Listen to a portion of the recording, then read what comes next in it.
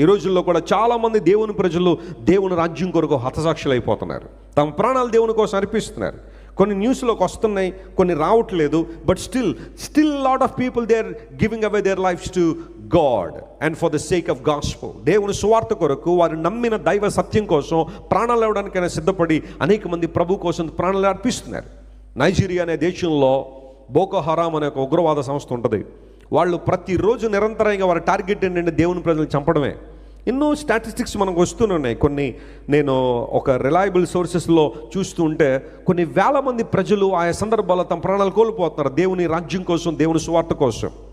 గమనించండి, ఇక్కడ అలాంటి సంఘటనలు మనం విన్నప్పుడు మనం భయపడాలని మాటలు నేను చెప్పట్లేదు. కానీ ఎవరైనా మనకు హాని చేయాలనుకుంటే కేవలం మన శరీరానికి మాత్రమే చేయగలరు. కానీ ఒక్కసారి నీ జీవితాన్ని యేసుకి అప్పగించిన తర్వాత నీ ఆత్మ దేవుని చేతిలో ఇప్పుడు ఎలా ఉంది చెప్పండి? సురక్షితంగా ఉంది. Hour ultimate goal is to reach to Jesus.